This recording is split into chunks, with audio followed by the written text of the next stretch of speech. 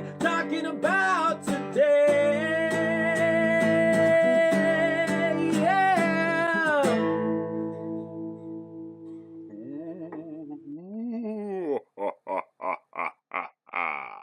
Hello everyone and welcome to another What Are We Talking About review.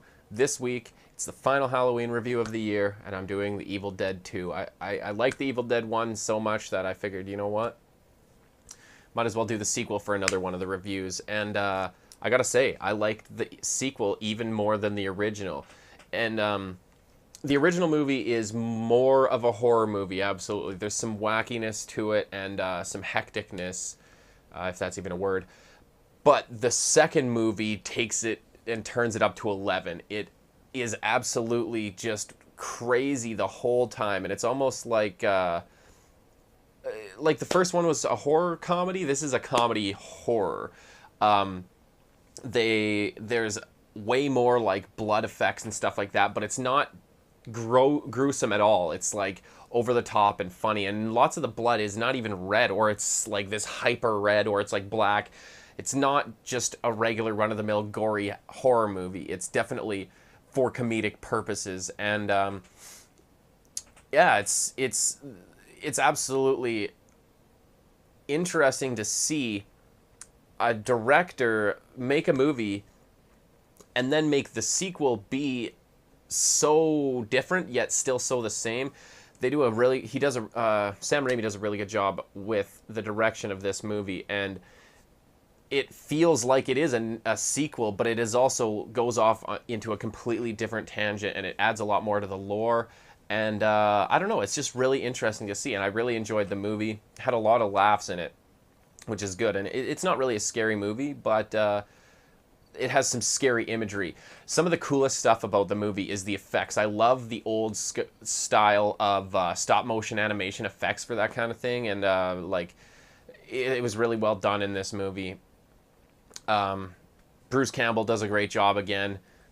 The one character is, I don't know, kind of an idiot. The guy that basically makes them all go out of the house to try and find the girl, and obviously they're not going to find her. I don't know. I don't really know how to explain it other than the guy was an idiot. Why wouldn't you listen? Like, clearly this guy knows what he's talking about, Bruce Campbell. But the guy just doesn't listen to him anyways. I don't know. It's just kind of, that is a horror movie trope anyways, so in a way that it's a little bit making fun of those horror tropes, which is kind of cool to see. And yeah, overall the acting was good for what they needed to do. They were accurate, appropriate. The only issue that I have, which it almost kind of adds to the comedy, is at the start of the movie, Bruce Campbell's character, Ash, is coming back to the same cabin from the first movie. They don't explain why, like, other than, oh, him and his girlfriend are gonna, you know, have a night or a weekend or whatever in the woods. But why would he go back to this cabin? It doesn't really make sense, especially after the events of the first movie. It's almost as if he is misremembering what happened and thought that it was a good time. Like, I don't know why you would ever want to come back to that cabin after what happens in the first movie, but he does, and some crazy shit happens. So,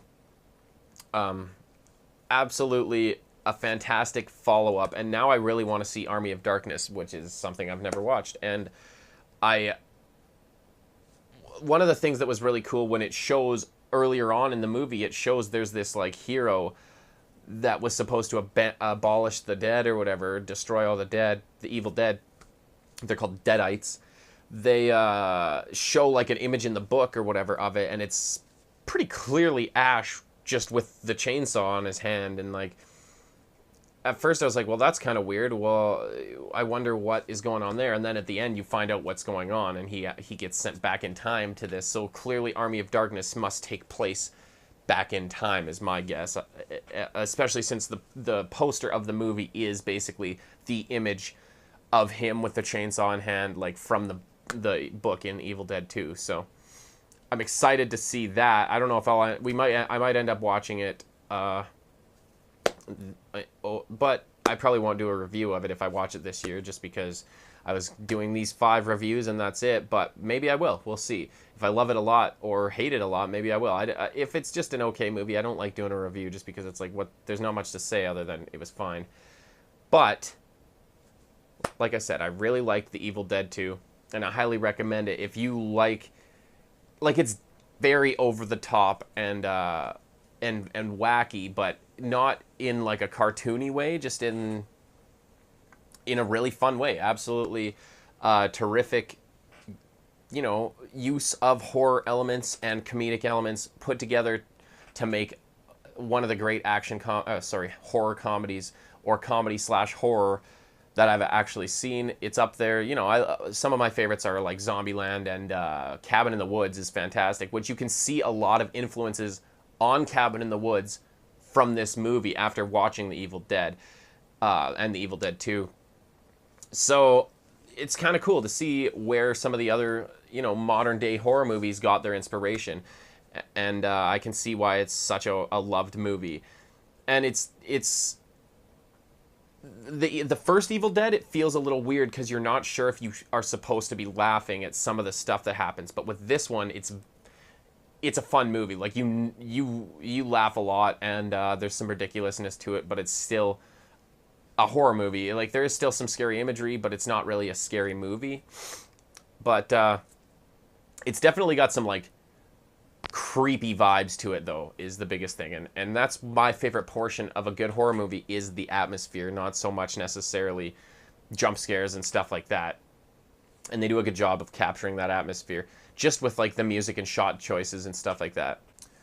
So, like I said, this movie I liked even more than the original The Evil Dead, so I'm going to rate it 9.8 out of 10. It's pretty near a perfect film.